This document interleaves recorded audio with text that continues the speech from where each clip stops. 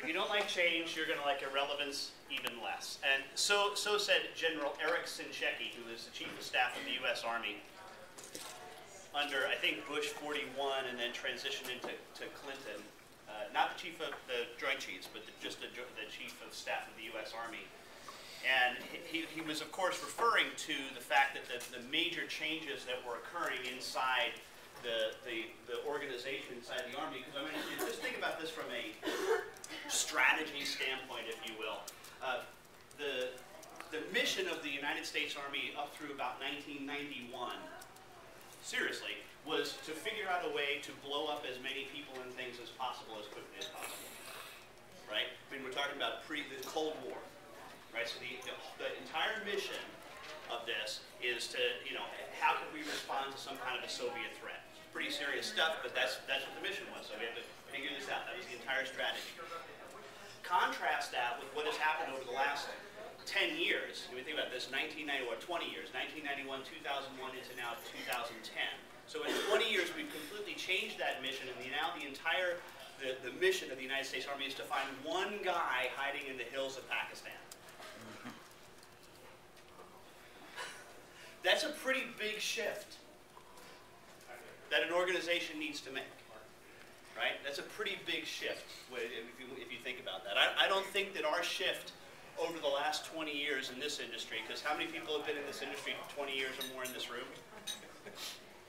Okay, 15? How many of you 15? 10? Okay, anybody less than 5? Just curious. We think it's like radio silence. If you ever worked on a radio station, dead air is a really bad thing, right? In consulting, dead air is your friend. Allow the silence.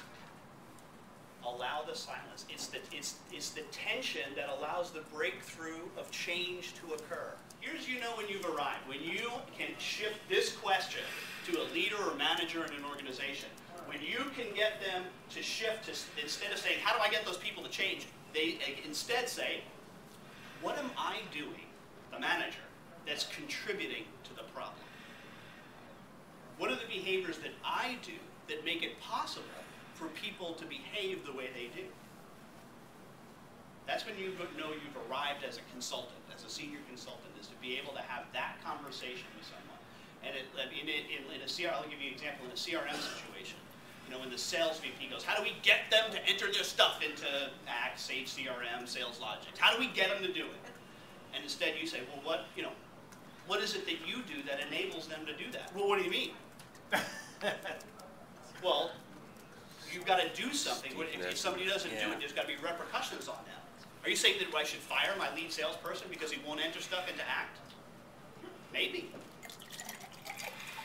Well, that's crazy. All right, so what you're saying is that you're not there's going to be no repercussions if he doesn't enter it into the system.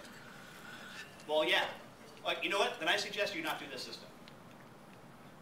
It's just going to waste it. Because if the lead salesperson, the Eagle salesperson is not going to do this, good luck getting anybody else to do it. Good luck. So number one reason for failure of CRM systems, according to CRM magazine. Top flight, Eagle salesperson refuses to use the system. End of story. Okay? And it's really because sales leadership refuses to take the position. Well, we can't get rid of our Eagle salesperson. Okay, well. All right then. Well, how do I get them to change?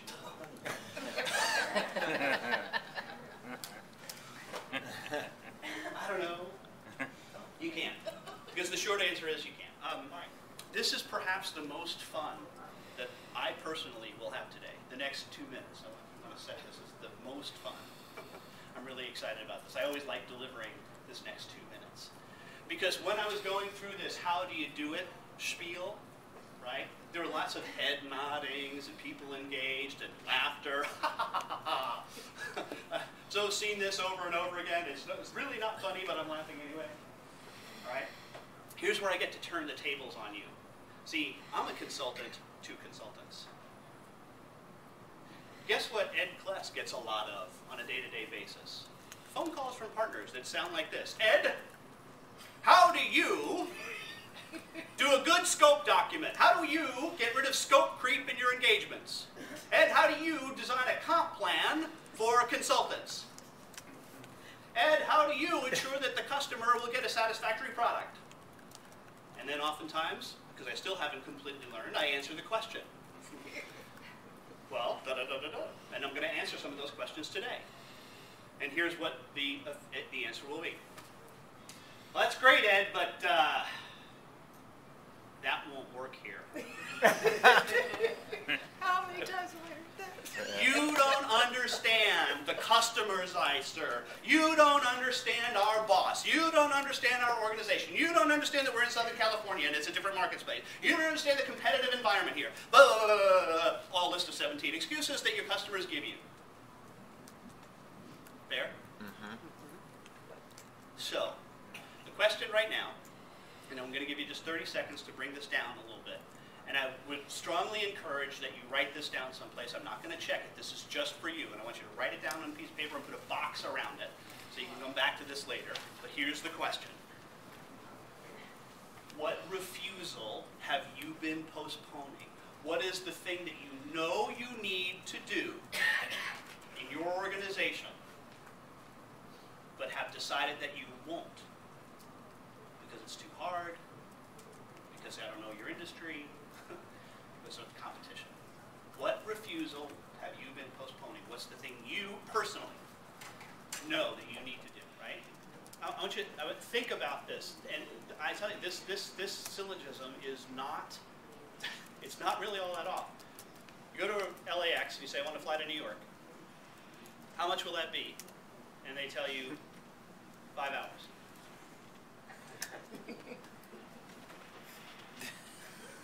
You asked them how much and they told you, how much?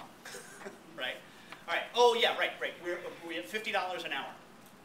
Except it really will take 5 hours. They But, actually know how many hours. well, okay. So let's take the example here is, what if the airlines billed you by the hour? Would you ever fly? All right. So this is how it works. Okay. Yeah, 5 hours, it's $50 an hour, $250. Oh, so it's $250 to go to New York. Maybe. LAX, very busy airport. Not our fault if there's a lot of ground control that day. Might not be able to take off in time. We're going to charge you for the hour you sit on the plane. There's a value to the customer and will reduce the workload and enhance the probability for success. This is the assumption of your value. Our value comes not from the hours that we put in, but from our knowledge and experience. See? It doesn't say that our hours are the value.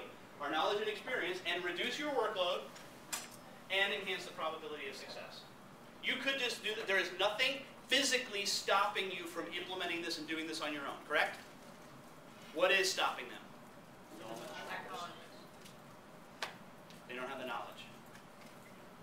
But they try anyway. This was submitted to me by a partner who came through the class and said, I got a new assumption for you. So I was skeptical, but this is a great assumption. Failure of customer name to note and communicate desired functionality or properly test system functionality as required will result in a system that does not perform as needed. That's new. Genius! That is just sheer genius, right? Wow. You'd think it would be obvious. You think it would be obvious. That's my assumptions. What should we not leave unsaid?